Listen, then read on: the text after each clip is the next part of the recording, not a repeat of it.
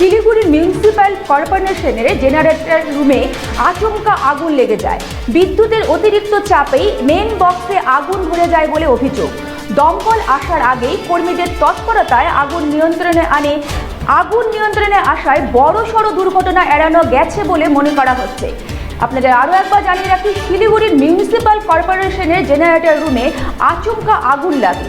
বিদ্যুতের অতিরিক্ত চাপেই মেন বক্সে আগুন ধরে যায় বলে অভিযোগ। দমকল আসার আগেই কর্মীদের তৎপরতায় আগুন নিয়ন্ত্রণে আনে। আগুন নিয়ন্ত্রণে আসায় বড়সড় দুর্ঘটনা এড়ানো গেছে বলে মনে করা হয়েছে।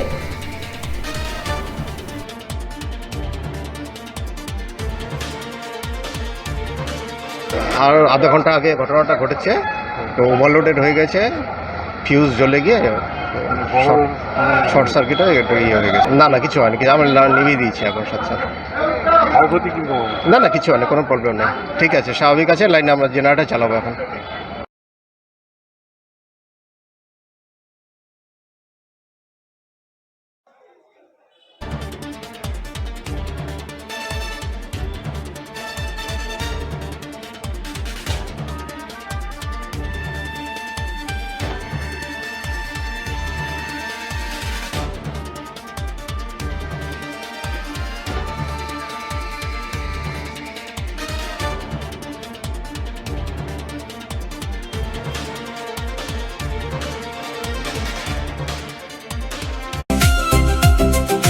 ভারত টিভি, আস্থার আওয়াজ।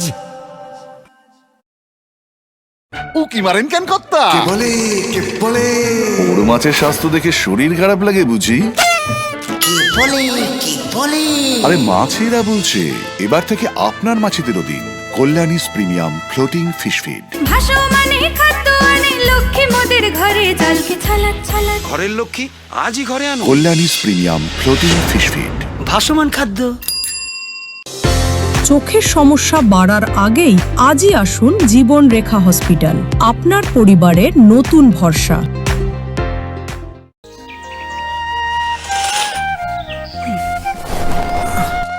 হ্যাঁ রে, তুই নিজেকে কি সুন্দর ফিট রাখিস, তোর বরকে রাখতে পারিস না? তোর দাদা জেনেছে nature pure rice bran oil দিয়ে রান্না করলে শরীর এমনি সুস্থ থাকে। হ্যাঁ সে তো ঠিকই, শরীর চর্চার পাশাপাশি ভালো তেল দিয়ে রান্না করাটাও জরুরি। আর সেই জন্যই আমার একমাত্র choice nature pure rice bran oil. শরীর সুস্থ রাখার জন্য আমার পছন্দের সেরা cooking oil nature pure rice bran oil, সম্পর্কে স্বাদ এনে দেয়। ভারত টিভি, আস্থার আওয়াজ।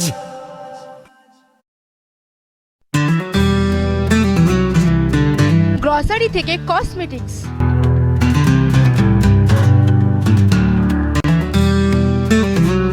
আপনার যে কোনো প্রয়োজনীয় জিনিস পেয়ে যাবেন একই ছাদের তলায়। আমাদের ঠিকানা এলআইসি মোড়, রায়গঞ্জ, উত্তর দিনাজপুর।